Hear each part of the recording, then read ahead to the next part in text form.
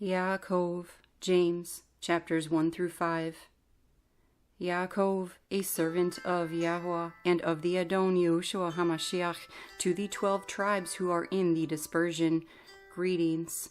My brothers, count it all joy when you fall into various trials, knowing that the proving of your belief works endurance, and let endurance have a perfect work, so that you be perfect and complete, lacking in naught. If any of you lacks wisdom, let him ask of Elohim, who gives to all generously and without reproach, and it shall be given to him. But he should ask in belief, not doubting, for he who doubts is like a wave of the sea driven and tossed by the wind. For that man should not think that he shall receive whatever from the Adon. He is a double-minded man, unstable in all his ways. And let the lowly brother boast in his exaltation, but the rich in his humiliation, because as a flower of the field he shall pass away. For the sun rose with burning heat, and withered the grass, and its flower fell, and its pretty appearance perished. So also the rich man shall fade away in his ways. Baruch is the man who endures trial, for when he has been proved, he shall receive the crown of Chai, which the Adon has promised to those who love him. Let no one say when he is enticed, I am enticed by Elohim. For Elohim is not temptable by evil, and he entices no one. But each one is enticed when he is drawn away by his own desires and trapped. Then, when desire has conceived, it gives birth to sin, and sin, when it has been accomplished, brings forth death. Do not go astray, my beloved brothers. Every good and perfect gift is from above, coming down from the Father of lights, with whom there is no change nor shadow of turning. Having purposed it, he brought us forth by the word of truth, for us to be a kind of firstfruits of his creatures. So then, my beloved brothers, let every man be swift to hear, slow to speak, slow to wrath, for the wrath of man does not work righteousness of Elohim. Therefore, put away all filthiness and overflow of evil, and receive with meekness the implanted word, which is able to save your lives. And become doers of the word, and not hearers only, deceiving yourselves. Because if anyone is a hearer of the word and not a doer, he is like a man who looks at his natural face in a mirror, for he looks at himself and goes away and immediately forgets what he was like. But he that looked into the perfect Torah, that of freedom, and continues in it, not becoming a hearer that forgets, but a doer of work, this one shall be Baruch in his doing. If anyone among you thinks he is religious, and does not bridle his tongue, but deceives his own heart, this one's religion is worthless.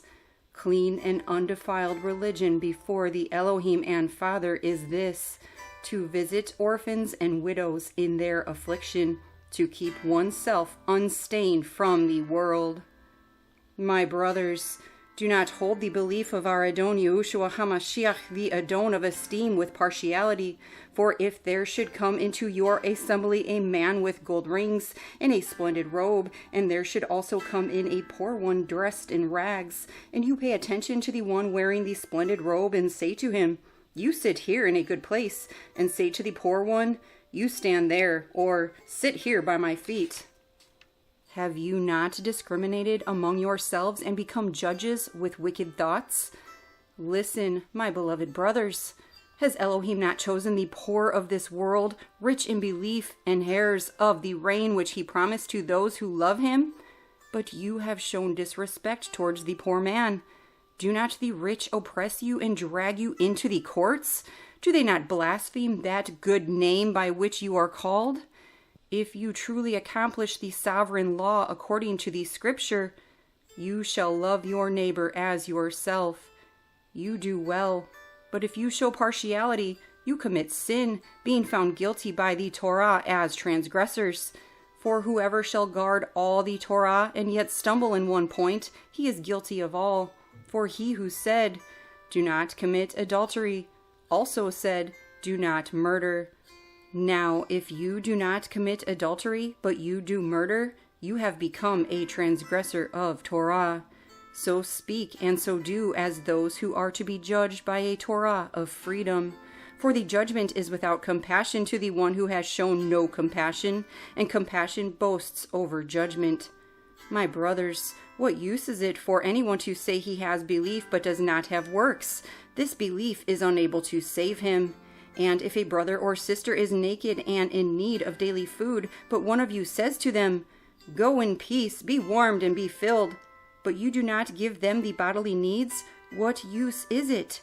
So also belief, if it does not have works, is in itself dead. But someone might say, "You have belief and I have works." Show me your belief without your works, and I shall show you my belief by my works. You believe that Elohim is one. You do well. The demons also believe and shudder. But do you want to know, O foolish man, that the belief without the works is dead?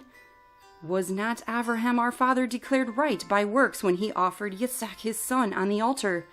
Do you see that the belief was working with his works, and by the works the belief was perfected? And the scripture was filled, which says, Abraham believed Elohim, and it was reckoned to him for righteousness. And he was called Elohim's friend. You see then that a man is declared right by works and not by belief alone. In the same way, was not Rachav the whore also declared right by works when she received the messengers and sent them out another way? For as the body without the spirit is dead, so also the belief is dead without the works. Not many of you should become teachers, my brothers, knowing that we shall receive greater judgment. For we all stumble in much. If anyone does not stumble in word, he is a perfect man, able also to bridle the entire body. Look, we put bits in the mouths of horses for them to obey us, and we turn their body. Look at these ships too. Although they are so big and are driven by strong winds, they are turned by a very small rudder wherever the pilot intends. So too the tongue is a little member, yet boasts greatly. See how a little fire kindles a great forest? And the tongue is a fire, the world of unrighteousness. Like a forest among our members, the tongue is placed, the one defiling the entire body, and lighting on fire the course of generations, rolling from the beginning and in the end is lit on fire itself. For every kind of beast and bird, of reptile and creature of the sea is tamed and has been tamed by mankind. But no man is able to tame the tongue. It is unruly, evil, filled with deadly poison. With it we barach our Elohim and Father, and with it we curse men who have been made in the likeness of Elohim. Out of the same mouth proceed barakah and cursing. My brothers, this should not be so. Does the fountain send forth the sweet and the bitter from the same opening? My brothers, is a fig tree able to bear olives or a grapevine figs? So neither is a fountain to make salt and sweet water. Who is wise and understanding among you? Let him show by his good behavior his works in meekness of wisdom. But if you have bitter jealousy and self-seeking in your hearts, do not boast against and lie against the truth. This is not the wisdom coming down from above, but it is earthly, unspiritual, demonic. For where jealousy and self-seeking are, there is confusion and every foul deed. But the wisdom from above is first clean, then peaceable, gentle, ready to obey, filled with compassion and good fruits, without partiality and without hypocrisy. And the fruit of righteousness is sown in peace by those who make peace. Where do fightings and strivings come from among you? Do they not come from your pleasures that battle in your members? You desire and do not have. You murder and are jealous and are unable to obtain. You strive and fight and you do not possess because you do not ask. You ask and do not receive because you ask evilly in order to spend it on your pleasures. Adulterers and adulteresses, do you not know that friendship with the world is enmity with Elohim? Whoever therefore intends to be a friend of the world makes himself an enemy of Elohim. Or do you think that the scripture speaks to no purpose? Does the Ruach which dwells in us intensely crave unto envy? But he gives greater favor. Because of this he says, Elohim resists the proud, but gives favor to the humble. So then subject yourselves to Elohim. Resist the devil, and he shall flee from you. Draw near to Elohim, and he shall draw near to you. Cleanse hands, sinners, and cleanse hearts, you double-minded. Lament and mourn and weep. Let your laughter be turned to mourning and your joy to sadness. Humble yourselves in the sight of the Adon, and he shall lift you up. Brothers, do not speak against one another. He that speaks against a brother and judges his brother speaks against Torah and judges Torah. And if you judge Torah, you are not a doer of Torah, but a judge. There is one lawgiver and judge, who is able to save and to destroy. Who are you to judge another? Come now, you who say, today or tomorrow, let us go to such and such a city, spend a year there and trade and make a profit. When you do not know of tomorrow, for what is your life? For it is a vapor that appears for a little and then disappears. Instead of your saying, if the Adon desires, we shall live and do this or that. But now you boast in your proud speeches. All such boasting is wicked. To him then who knows to do good and does not do it, to him it is sin. Come now, rich ones, weep, crying aloud over the hardships coming upon you. Your riches have rotted, and your garments have become moth-eaten. Your gold and silver have become rusty, and their rust shall be a witness against you, and shall eat your flesh like fire. You have laid up treasure in the last days. See, the wages of the workmen who mowed your fields, which you kept back, cry out, and the cries of the reapers have reached the ears of Yahuah of hosts. You have lived on the earth in pleasure and luxury. You have fattened your hearts as in a day of slaughter. You have condemned, you have murdered the righteous. He does not resist you. So, brothers, be patient until the coming of the Adon. See, the farmer waits for the precious fruit of the earth, waiting patiently for it until it receives the early and latter rain. You too, be patient. Establish your hearts, for the coming of the Adon has drawn near. Do not grumble against each other, brothers, lest you be judged. See, the judge is standing at the door. My brothers, as an example of suffering and patience, take the Nevi'im who spoke in the name of Yahuah. See, we call those Baruch who endure. You have heard of the endurance of Yov and saw the purpose of Yahweh, that he is very sympathetic and compassionate.